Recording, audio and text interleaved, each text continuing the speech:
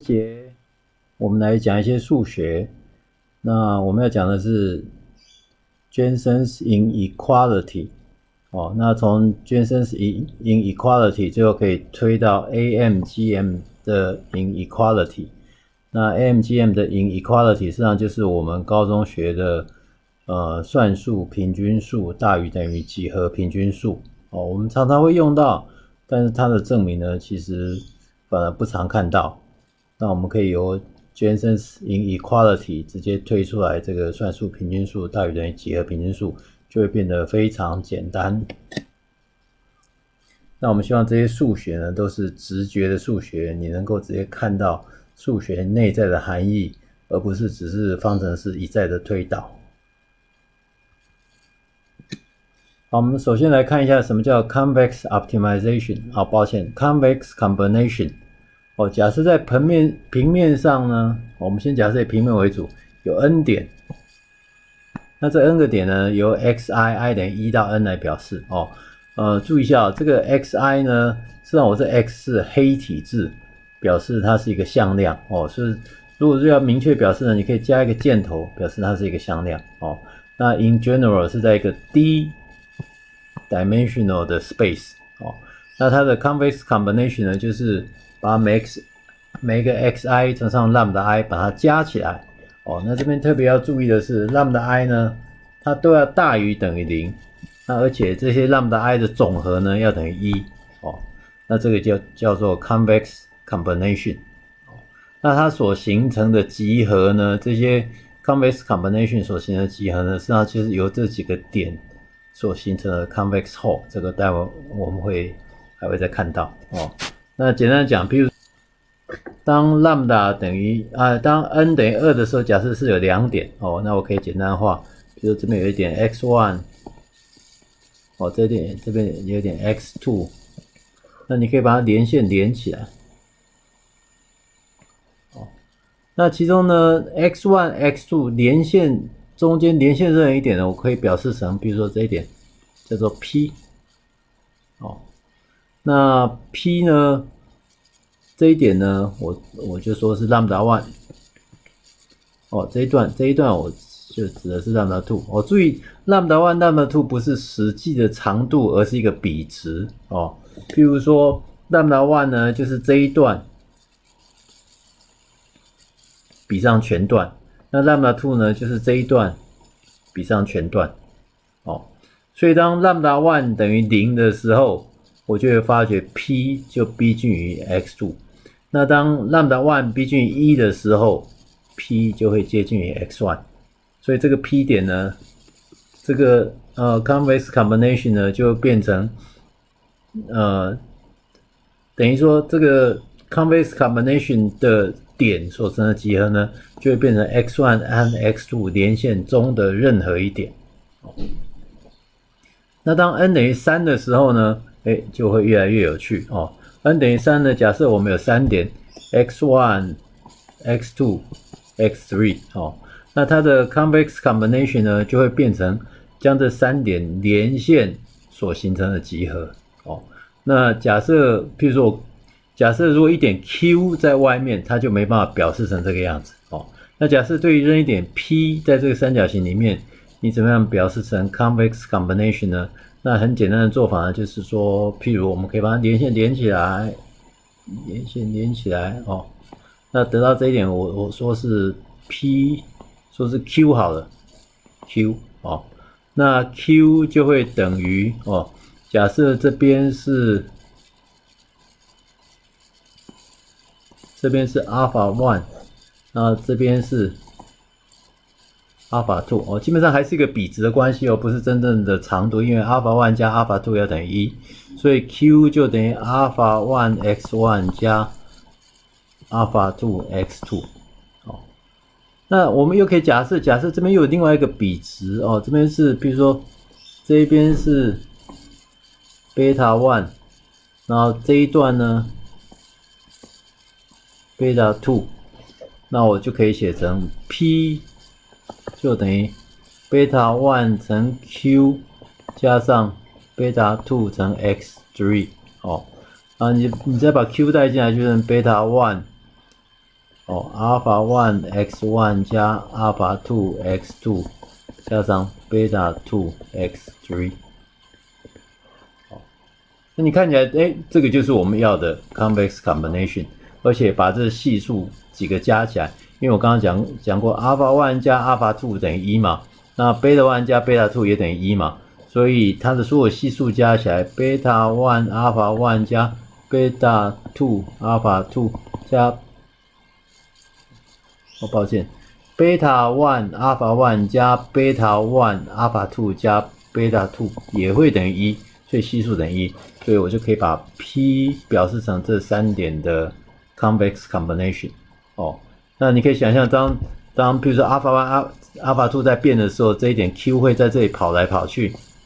然后当 beta 1 beta 2的时候 ，P 就会在 x3Q 的连线上跑来跑去，所以最后形成的集合就会变成在这个三角形内部所形成的集合。那这是3点的情况哦，所以就变成它的是一个三角形的内部的点哦。那如果4点呢？4点会发生什么事情呢？假设是4点呢，我把它画出来，比如说这是这样子好了 ，x1、x2、x3、x4， 那也是一样，它也是形成一个 convex combination 哦。那假设我们只看其中3点，它就会变成，比如说1、2、3 3点，它就会绕出来，就是这个三角形所生的集合。那如果是 x1、x2、x4， 哦，我看一下能不能换个颜色。哦，假设这3点，那它形成的集合就在这里。那假设又是另外3点，哦。x2、3、4，哦，它形成集合就会在这里。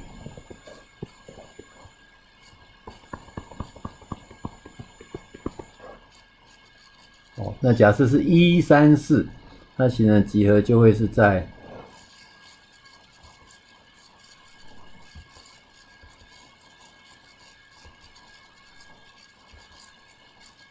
这里。我想是用不同颜色把它画出来，1、3、4所形成集合就会在这里。所以你可以想象，当 alpha 1、alpha 2、alpha 3和 alpha 4在变的时候，那它的这形成这个 P 的点就会形成在这个 x1、x2、x3、x4 形成的叫 convex hull 里面的集合。哦，那如果今天1、2、3、4点是凹进去怎么办？比如说长得是这个样子，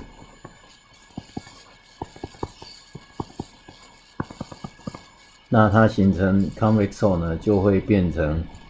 在这里面所形成的集合。哦，所以接着好，我们接着继续往下看。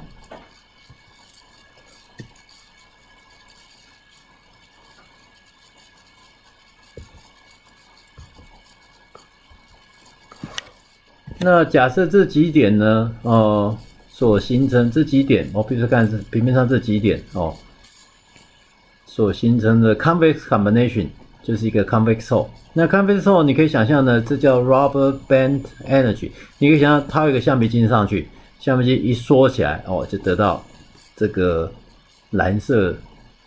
的区域，哦，蓝色框、蓝色的边界所形成区域，这就是一个 convex hull。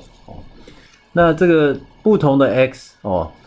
我抱歉，我这边先讲它的定义哦。给定任何 n 点在一个 set x 里面，那 convex hull 呢就变成这些 convex combination 这 n 个点所形成的集合哦。那这 n 个点，假设这 n 个点呢是任意落在这样的不规则区域。那 convex hull 就变成蓝色的边界所框出来的区域哦。那假设这 n 个点呢是落在这些三角形啊、正方形啊等等，那 convex hull 就变成也是一样，好像套一个橡皮筋它上去就可以把它框起来。那它也可以是一些线段哦，这些线段所形成的set x， 那它的 convex hull 就是用个橡皮筋框进去把它套起来，这就是那个 convex hull 哦。所以 由 convex combination 可以形成 convex hull 哦。那这个概念我们待会就会用到。好，我们接着来看看 convex function 的定义哦。一个 convex function 呢，最简单的定义，我们看这个图可能比较简单一点哦。假设这个图是一个 convex function， 那你就会发觉，任两点连线哦，连起来上面所有的任何一点都会高于它的函数值哦，所以你可以想象它是一个向上凹的曲线哦。那另外定义呢，我就是把这个图上方哦任两点，也是让我抓任两点出来所形成的区域，它是一个convex， 这是一个 convex set。哦，那我们刚刚讲 convex set 呢，只讲它是 convex combination 所形成的集合。其实 convex set 另外一个定义就是，你在这 set 里面任取两点连线所形成的集合，都会在这个 convex set 里面哦。任取两点连起来哦，连线上的任何一点都还会在这 convex set 里面，这就是 convex set 的定义哦。那当然，这样的定义呢，也可以用在像这样是一个2D 两个 input 的函数哦。那也是一样哦，它形成往上，它在往上框出一块区域出来，那都是一个 convex set。那另外一个比较简单的定义呢，它的对于如果是一条曲线来讲，它的 second derivative 必须是 non-negative， 必须是非负的哦。那非负的是什么意思呢？是正或零。那如果正数的话，表示它的斜率呢是一路在增加哦。比如说斜率本来在这里是负的，那切到这里变成零，那斜率一直在增加，有没有在这斜率在往上增加？所以它就是一个向上凹的曲线哦。那这样的函数呢，类型有很多种，比如说 y 等于 x 平方或 y 等于 exponential of x， 这样呢，它都满足它的二次曲线呢是 non-negative。那只要满足二次曲线是 non-negative， 它就是一个 convex function。那从 convex function 呢，我们可以再往下走，看到所谓的 concave function。concave function 跟 convex function 呢是一体两面哦。那 concave function 呢就是向下凹的曲线哦。那你可以想象，它任两点连起来都要低于函数之下哦。比如说这个是natural log x 哦，有时候我们写 ln of x， 有时候又写 natural log of x 哦。比如说你抓两点，这边抓两点连起来，有没有？连线上任何一点的值呢，都会低于这个函数值，这就是 concave function 的定义。那或者说，你可以想象它的 second derivative 是 non-positive， 它的二次导函数呢是负数或零哦，或者叫 non-positive。那意思呢就是说它的斜率呢是在递减哦，比如说在这一点斜率是这个样子。然后到这一点斜率变这个样子，到这一点斜率是变这个样子，斜率越来越低，越来越接近，就越来越低哦，越来越小。那所以整个函数呢是向下凹哦。那你可以想象另外定义就是给任两点哦，它的在这个函数之下哦，比如说我给任两点。这一点和这一点，它的函数之下有没有就形成一个 convex set 哦？那最简单的例子呢是 y 等于 natural log x， 那 x 分之一 y double prime 等于负 x 平方分之一，所以这个东西永远小于等于零，所以 y 等于 natural log x， 这就是很典型的 concave function。好，有了前面 convex hull 和 convex set 的概念，我们来看看现在要说明的 Jason's inequality。那我们先看最简单的例子，就是当 n 等于2的时候会发生什么情况？哦，那假设 f of x 在这里，这是一个 concave function。那 concave function 的定义呢，就是你任两点的连线呢，函数值要比它还要高。哦。那其实根据这个定义，我们立刻可以列出来这样的一个不等式哦。那简单的讲，假设这边是我说这边是 x1，那这边是 x2， 好，那 x1 的高度呢就是 f of x1 在这里，那 x2 的高度在这里呢就是 f of x2。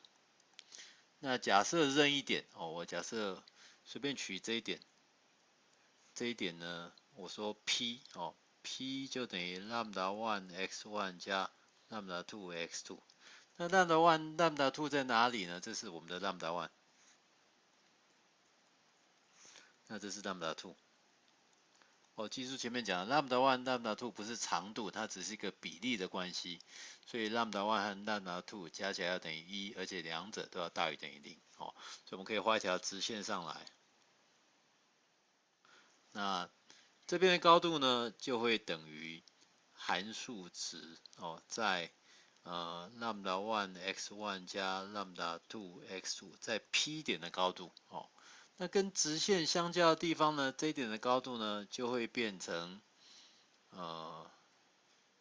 lambda one f x1 加 lambda two f of x2 简单的想，你看当 lambda one 等于0的时候，这个东西不见了，那 lambda two 等于1，那我就会回到 f of x2。那当 lambda two 等于0的时候，这个式子不见了，那 lambda one 会等于1，那我就回到 f of x1。那因为这一点的高度永远会大于这一点的高度，所以我们就可以立刻得到上面这个式子。这个式子就是我们 Jason's inequality 当 n 等于2的时候非常容易了解。好，我们接着来看看 Jason's inequality 在一般的情况下就是 n 大于2的情况下。那 n 大于2呢，一般来讲呢，它的式子就变成这个样子。那这个式子呢，其实可以由前页 n 等于2的情况呢，你可以开始进行归纳法，把它证明出来。但是归纳法呢，我感觉实际上是一个比较笨的做法。我们试看有没有能够使用几何上的直觉，就可以把这个式子证明出来。那当 n 等于3的时候，我们等于说有3点我假设这一点是 x1 在这里，然后这一点是 x2 在这里。那 x3 呢，比如说可能是在这里。那对应到函数上面的坐标点呢，这一点当然就是x1 f of x1。那这一点坐标呢，就是 x3 f of x3。那这一点坐标呢，就是 x2 f of x2。那这3点呢，你可以把它画起来变成一个三角形。如果是4点，就可以画出一个四边形出来。那你可以想象这个三角形呢，永远会掉在这个曲线以下因为它是一个concave 的 function， 是向下凹的函数所以这3点连起来一个 convex hull 永远是掉在落于函数之下那它们的 convex combination 呢，就可以写成这个样子，有没有？这是 convex combination， 只是这是 n 等于3但是 convex combination 呢会落在什么地方呢？我们刚刚讲过 convex combination 呢一定会落在这几个点形成的 convex hull 里面，所以这一点呢可能比如说可能是在这里这一点所以我把它画出来那这一点的坐标呢就会变成我把它写在这里。它的 x 坐标呢就会变成 summation lambda I xi i 等于1到3。那它 y 坐标呢 ？y 坐标呢就是等于也是一样进行它的convex combination， 所以变成 summation lambda I f of xi， 那 i 也等于1到3。所以这是这一点的坐标所以都是把它的 x 坐标、y 坐标分别乘上 lambda I， 然后把它加起来那对于同样的x 坐标来讲这边 x 坐标呢是 summation lambda I xi。那对应的高度呢，函数的高度呢就会变成 f of summation lambda I xi 一样 ，i 等于1到3。哦，那因为这个三角形永远掉在这整个的函数之下，好，那所以你的 convex combination 这一点呢，一定会比这一点来的低，所以我们就可以得到这一点函数值的坐标在 x 等于 summation of lambda I xi 的情况下，它一定会大于等于这一点的 y 坐标。那这一点 y 坐标就是我们刚刚写在这里，所以会大于等于 summation I 等于1到3 lambda I f of xi。好，那这样就完成了我们证明。好，所以简单的讲就是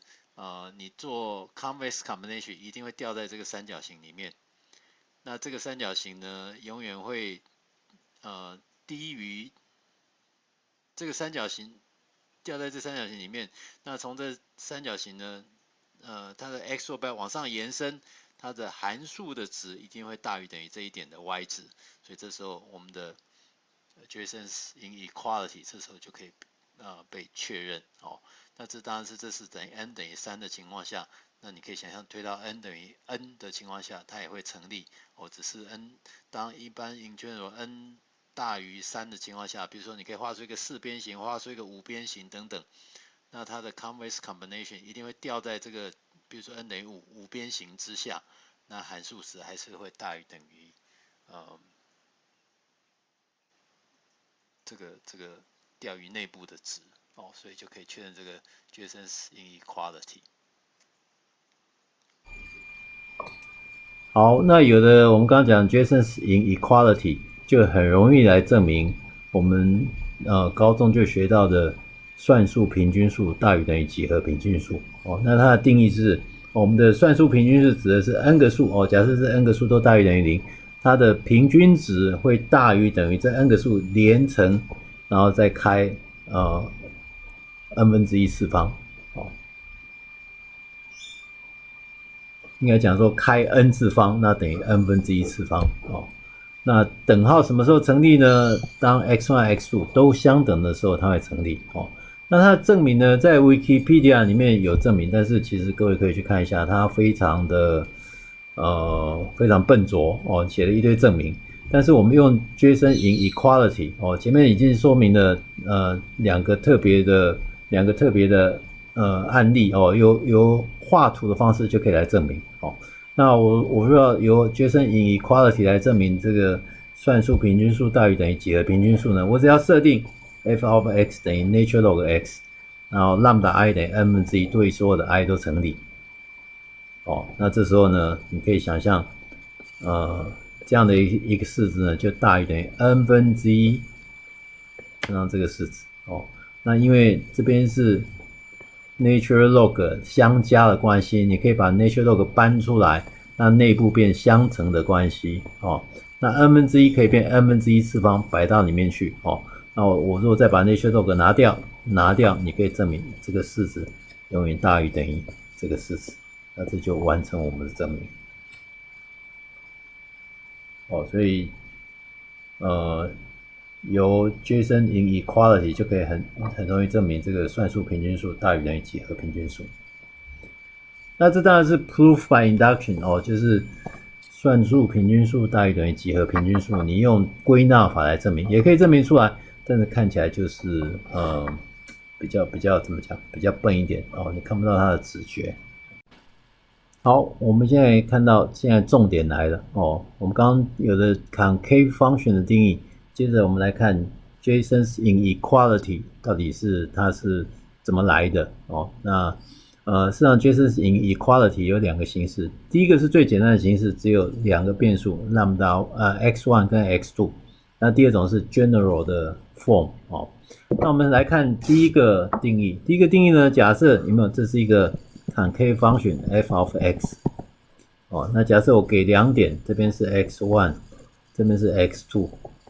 哦，那这两点连线任何一点，我讲它是 P 好了。哦，所以 P 就等于 lambda 1 x1 加 lambda 2 x2 哦。那 lambda 1在哪里呢 ？lambda 实际上在这里。我记得这里还是一个比值 lambda 1，这边是 lambda 2，这是一个比值的关系。那我们如果把 p 这点往上连线，加到这个函数哦，那这一点的高度呢，就是 f lambda 1 x1 加 lambda 2 x2 哦。那因为这一点的高度是 f of x2 嘛，那这一点高度是 f of x1， 那所以两点连线起来后，这一点的高度是多少呢？这一点高度就变成 lambda 1 f x1 加 lambda 2 f of x2。那因为 concave function 的定义就是这个曲线哦，同样在一点上面，在 P 这一点上面，曲线上的高度会高于连线的高度，所以我们就得到这个式子。哦，那这是记得 lambda 1和 lambda 2是比值的关系，所以 lambda 1加 lambda 2要等于1，而且两者都要大于等于0。好，这个还蛮容易解释，因为就从 concave function 的定义过来。哦，那另一个更 general 的 format 呢，就是把假设有 n 点，这 n 个点做一个 convex combination， 会大于等于 lambda i 乘上这个函数的值的combination。哦，那怎么说明这个事情呢？哦，这个事情呢，你可以想象。我们假设把这 n 点哦，我把它写在这上面哦，比如说我这是x1 哦，假设这几点当然是也是乱跳啦 x2 在这里 ，x3 在这里哦，那你把它对上去，这一点是 x1 x3 在这里 x2 在这里哦，那它就会形成一个convex hole，我们先看3点哦，3点你就可以把它串起来、连起来，然后连起来，然后连起来哦，它就是一个三角形哦。那你可以想象，如果是 n 点的话，它就会形成一个 n 点的 convex hole。那这几个 convex hole 呢？哦，我把它坐标点出来哦。这一点坐标呢是 x2 f of x2， 那这一点坐标呢是 x3 f of x3， 哦，这是坐标点哦。那这一点坐标呢是 x1 f of x1， 哦，那你可以想象，我如果把这几点做一个 convex combination， 哦，那就会得到这一点呢的坐标呢就会得到lambda 1哦，我用 summation 来写 summation lambda I xi， 这是它的 x 坐标。那 y 坐标是多少呢？就会变成 summation 的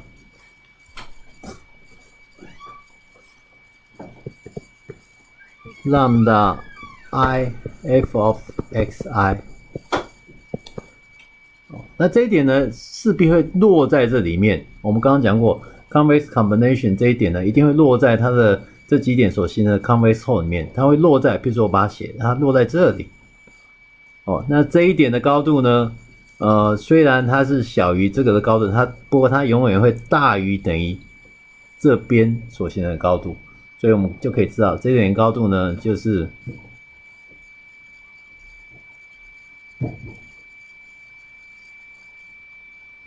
抱歉，我这里有写错，这边应该是summation i 等于1到 n lambda i f of xi 才对哦，抱歉，这里有写错哦。那所以这个式子就是等于说我们这边的值哦。那因为这一点呢，永远落在这3点所形成的 convex hole， 所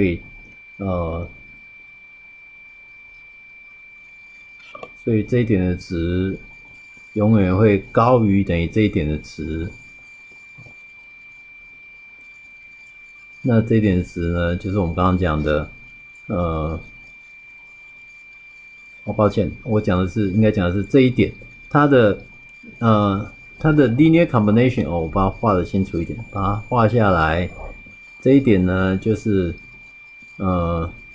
summation lambda I xi 然后对应到这个函数的高度在这里，这个是 f of summation lambda I xi 所以这一点的高度永远会大于这一点的高度，所以我们就得到这一点高度是这个样子。那这一点高度呢在哪里呢？是这一点坐标，所以呢我们就可以得到 f of summation xi lambda I xi 会大于等于 summation lambda I f of xi。那这个就是什么？这个就是我们现在讲的 n 个变数的 Jason inequality。就利用曲线上的高度会大于在这个 convex hole 里面任一点的高度，就可以得到我们的 Jason inequality。所以从这里呢，其实你也可以从这里是一个基本式，你可以利用归纳法把这下面证出来。但是我们期望是看到这样子画图的方式，你就可以很直觉知道说，